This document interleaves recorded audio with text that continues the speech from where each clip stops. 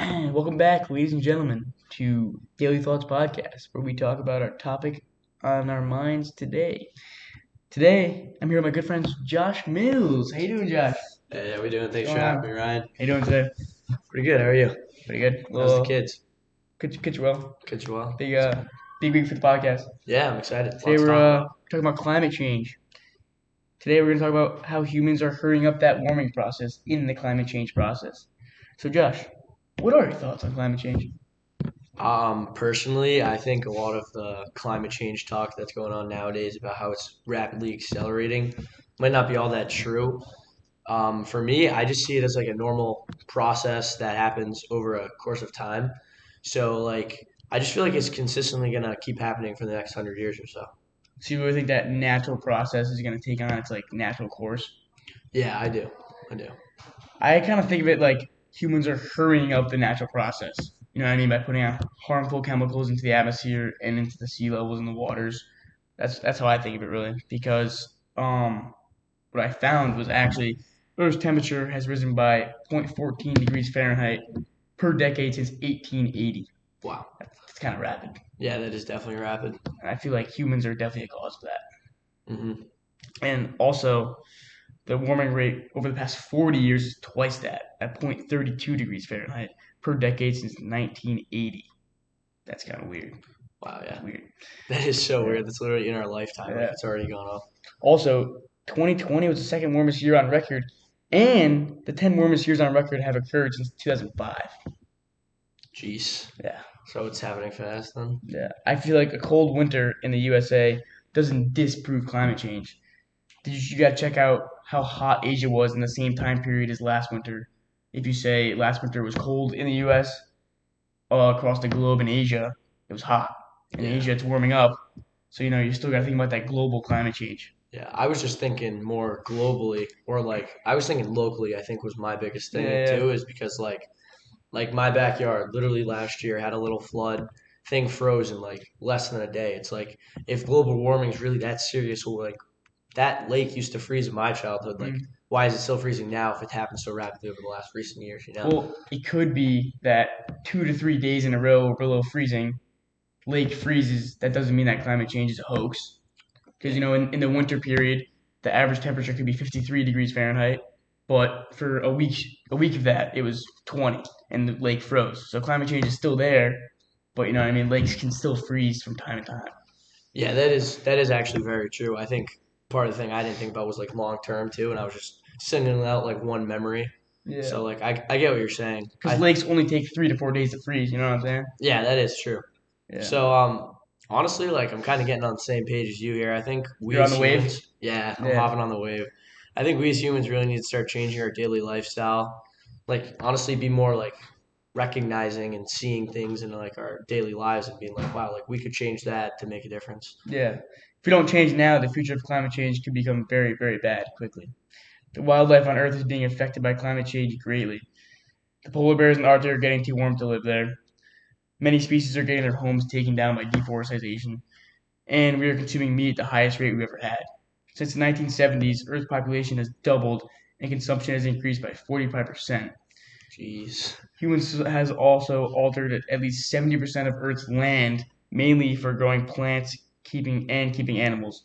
These activities like deforestation and degradation of land and loss of biodiversity and pollution, and they have the biggest impacts on land and freshwater ecosystems. It's pretty Yeah, huge. that is. And I think like the biggest thing that you keep bringing up is like the numbers and like the stats, like those can't really lie. So it's kind of like it's starting to Yeah. intrigue me. Getting these And all from primary sources. yeah, of course. Of course. I mean, literally just last week you told me you were going to be hopefully doing a little podcast on this climate change thing. Yeah. So I've been doing a little bit of look at my sources on my own, and I actually saw in an article called "Humans Are Causing Life on Earth to Vanish." I heard of that one. Yeah, so basically, live coral cover these reefs, and they've nearby half the population in the past 150 years, and it's Wow. predicted to disappear completely within the next 80 years.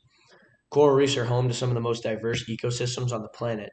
In addition, fewer varieties of plants and animals are being preserved due to standardizations in farming practices, market preferences, large scale trade, and loss of local and indigenous knowledge. And I even saw that kind of like in my own life, like I went to Aruba over the summer, and you can see like all the beautiful coral reefs and Yeah, everything. It's just something that you don't want to lose.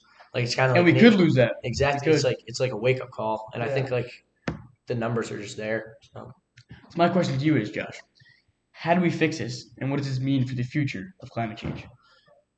Yeah, so I this is something I'm definitely going to need to look more into, but I'm just thinking as of right now with what I've read and what I can say is many countries have vowed to slash emissions even faster. So far these promises exist mostly on paper, but if nations actually begin to follow through, the world could potentially limit the total warming to around 2 to 2.4 degrees Celsius That's huge. by 2100, which is like crazy to think about, but like at the same time like that's only 80 years away. Like that's crazy. It's Like not too even far less than away. that. That's a Even less than that. lifetime. Yeah, It's yeah, shorter than a lifetime. exactly. So we might even be able to see that. So I think basically if humans can just kind of like slow down on these emissions and like all the coal burning, oil and gas for energy.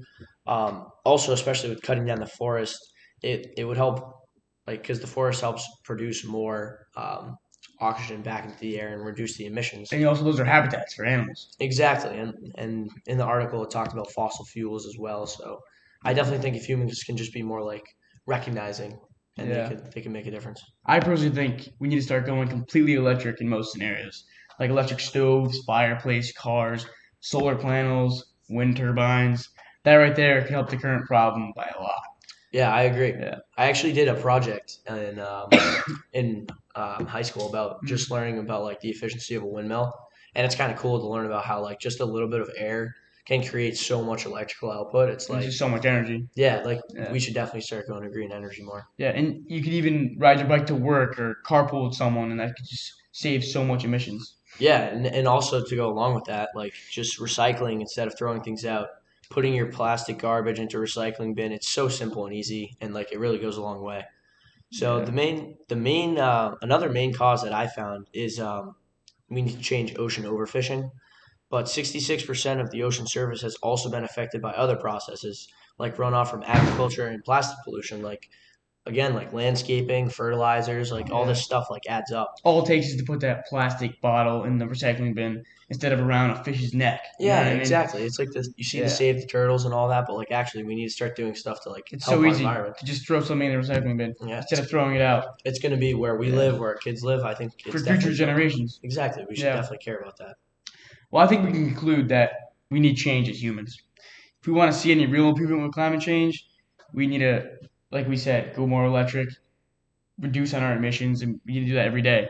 So do your part in your everyday life to help benefit the environment by picking up some trash on the side of the street, or even as little as carpooling to work, like we said.